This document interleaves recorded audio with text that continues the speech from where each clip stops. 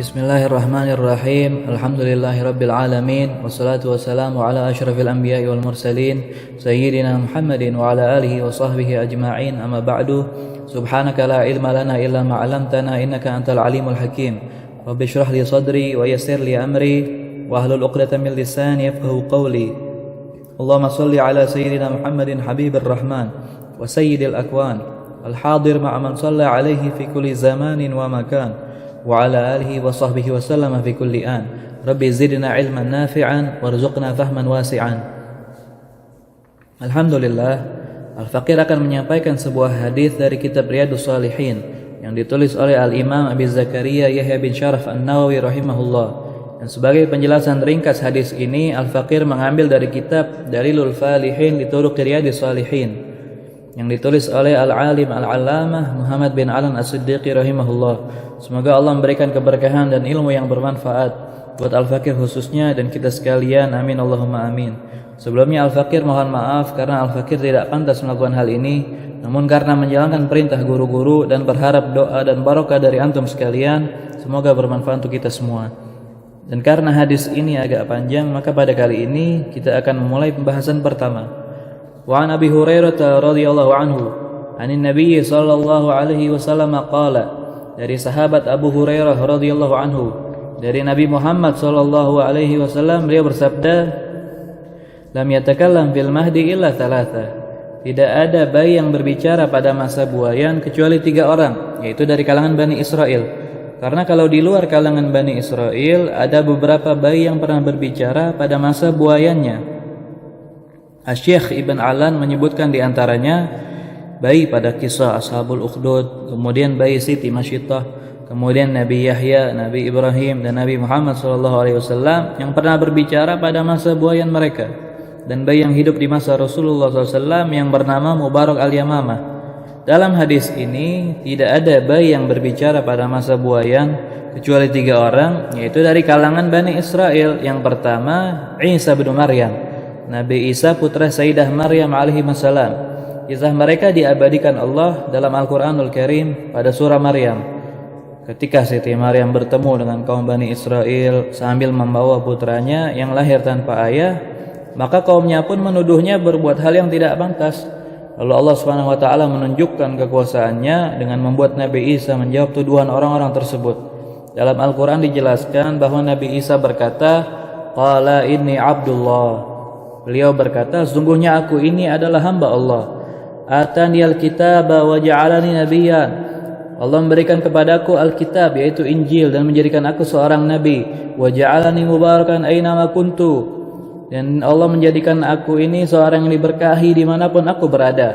Wa awsani bis salati waz zakati ma dumtu hayya, dan aku diperintahkan untuk salat dan zakat selama aku hidup.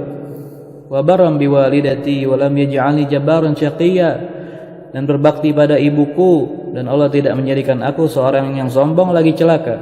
Wassalamu alayya yawma wulidtu wa yawma amutu wa yawma ub'atsu hayya, dan semoga keselamatan, kesejahteraan dilimpahkan atasku pada hari lahirku, pada hari wafatku, dan pada hari aku dibangkitkan kelak. Dzalika Isa bin Maryam, itulah Isa putra Maryam, qaulal haqqil ladzi fihi yamtarun, yang mengatakan perkataan yang benar yang mereka ragukan kebenarannya. Maka lillahi ayattakhidha min waladin subhanah, tidak patut bagi Allah mempunyai anak, maha suci Dia. Idza qada amran fa innama yaqulu lahu kun fayakun, apabila Dia hendak menetapkan sesuatu, maka Dia hanya berkata kepadanya jadilah, maka jadilah sesuatu itu.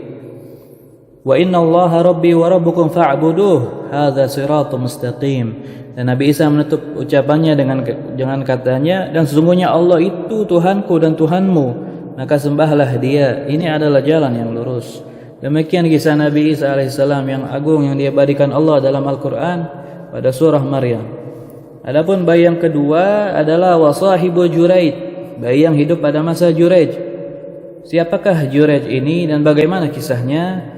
Rasulullah SAW menjelaskan, wa kana Juraijun rajulan abida. Adapun Juraij itu adalah seorang laki-laki yang abid, ahli ibadah.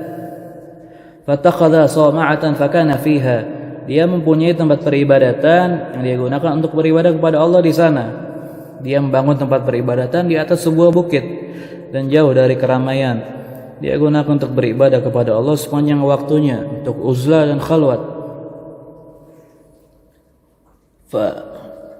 Juraij ini pada awalnya adalah seorang pedagang, kadang untung, kadang rugi.